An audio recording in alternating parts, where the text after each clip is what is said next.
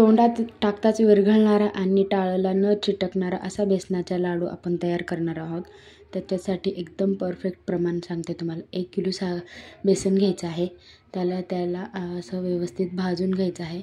हाय फ्लेमवरती भाजून नाही घ्यायचं. व्यवस्थित भाजून लालसर झाल्यानंतर, वास यायला लागल्यानंतर, याला गाठोळ्या झाल्या असल्या तर असं चाळून घ्यायचं आहे.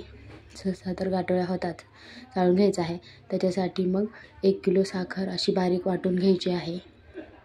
बघू शकता एकदम बारीक पावडर करून घ्यायचं आहे आणि ह्याच्यामध्ये मिक्स करायचं आहे. व्यवस्थित मिक्स करून घ्यायचं आहे. पण पीठ थंड झाल्यानंतरच साखर मिक्स करून घ्यायची आहे याच्यामध्ये.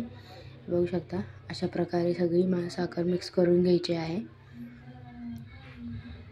तर पुन्हा थंड झाल्यानंतर ह्याच्यामध्ये मम्मीने माझ्या खोबरं किसलेले, खोबरं टाकलं, काजू बदाम बारीक वाटून टाकलेले आहे. ह्याच्यामध्ये तूप आहे.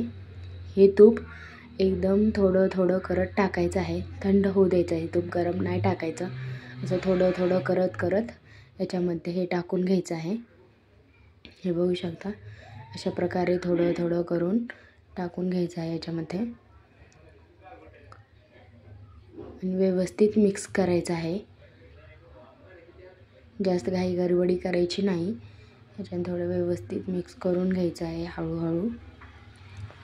हे बघा अशा प्रकारे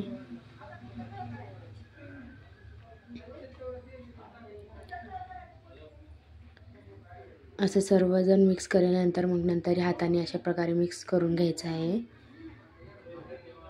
बघू शकता अशा प्रकारे एक जीव म्हणजे असं जरा थोडं घट्ट होईपर्यंत. हे बघा आता असा लाडू जसा वळवण्यासाठी पीठ लागतं तशाप्रमाणे एकदा हाताला चिटकायला लागला ना असा गोळा करून बघायचा. व्हायला लागले की मग काय नाही आपलं लाडू वळवायला सुरू करायचं.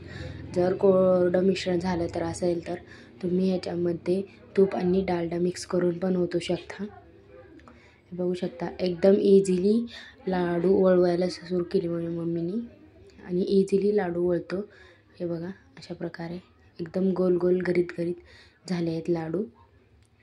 बघू शकता एकदम परफेक्ट आणि टाळेला अजिबात नाही चिटकणार हा लाडू. हे तुम्ही जर अशा प्रकारे केले तर.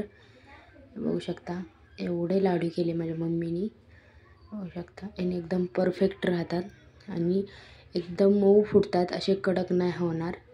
कुठलीही चाचणी करायची गरज नाही.